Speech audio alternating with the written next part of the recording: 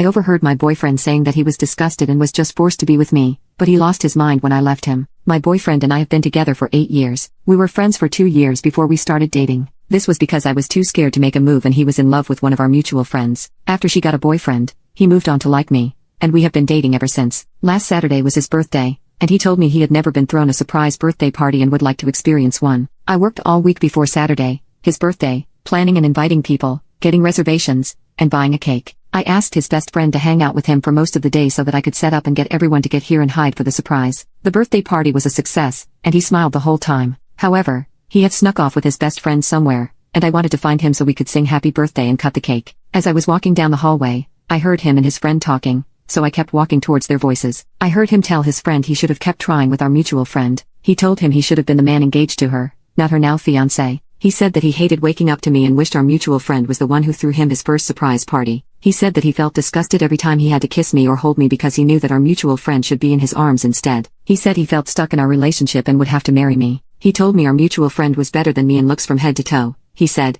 she was the most gorgeous girl I've ever seen. This wrecked me. I returned to the party and told everyone I couldn't find him and that we would have to wait for him to return. When he returned, he hugged and kissed me on the head and told me he loved me. I didn't want to ruin his party, so I went along. He doesn't know that I know he doesn't honestly love me. I've just been going along with everything. I don't want to break up with him.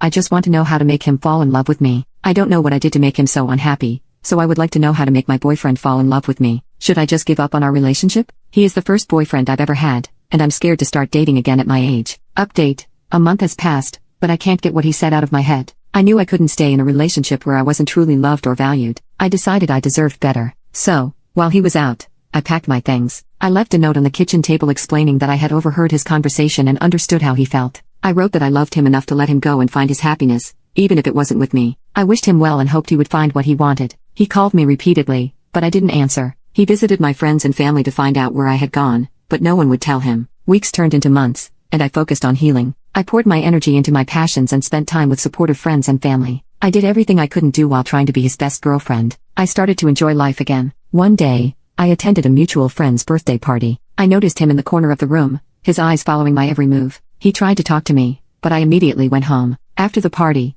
I noticed him more often at the coffee shop I frequented, near my workplace, and even outside my apartment. It became clear he was watching me, trying to find a way to talk to me. Finally, one evening, he approached me outside my building. He tried to apologize, to tell me he had realized how much he loved me. He seemed desperate. I remained distant and polite, telling him I had moved on and was focused on myself and my happiness. His presence felt suffocating, and I quickly ended the conversation. As the days passed, I took steps to protect myself. I changed my routines, informed my friends and family, and even considered moving to a new place. While walking in the park one afternoon, I saw him again. I firmly told him to leave me alone and that if he continued to stalk me, I would take legal action. He looked taken aback, but I stood my ground. He was crying, but I went home after that. I don't know where he is now, but our mutual friend told me he moved states away. I genuinely wish that he moves on.